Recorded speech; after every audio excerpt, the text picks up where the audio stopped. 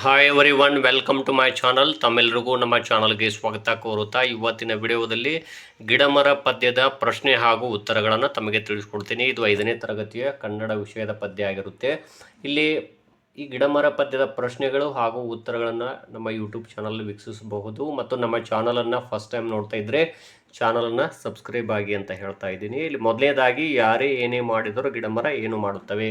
ಇಲ್ಲಿ ನೋಡ್ಬೋದು ಉತ್ತರ, ಯಾರೇ ಏನೇ ಮಾಡಿದರೂ ಗಿಡಮರ ದಿವ್ಯ ಮೌನ ವಹಿಸುತ್ತವೆ. ಇನ್ನು ಎರಡನೇ ಪ್ರಶ್ನೆ, ಕಡಲುಕ್ಕುವ ಚೇತನ ಎಲ್ಲಿ ಕಾಣಬರುತ್ತದೆ. ಉತ್ತರ, ರೆಂಬೆ ಕೊಂಬೆ ಚಿಗುರುವಲ್ಲಿ ಕಡಲುಕ್ಕುವ ಚೇತನ ಕಾಣಬರುತ್ತದೆ.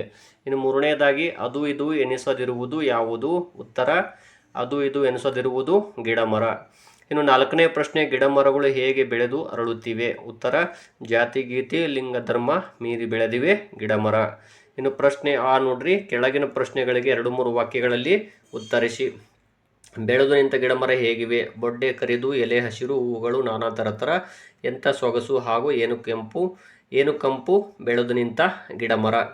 ಇನ್ನು ಎರಡನೇ ಪ್ರಶ್ನೆ, ಯಾರ ಮಾತಿನಂತೆ ಇಲ್ಲ ಮನ ಏಕೆ. ಮನುಷ್ಯನ ಮಾತಿನಂತೆ ಇಲ್ಲ ಮನ, ಏಕೆಂದರೆ ಅವನು ಕೇವಲ ಲಿಂಗ ವರ್ಣ ಜಾತಿ ಧರ್ಮ ಅವನ ಮನಸ್ಸಿನಲ್ಲಿವೆ. ಹಾಗಾಗಿ ಇಲ್ಲಿ ಮನುಷ್ಯನ ಮಾತಿನಂತೆ ಇಲ್ಲ ಮನ.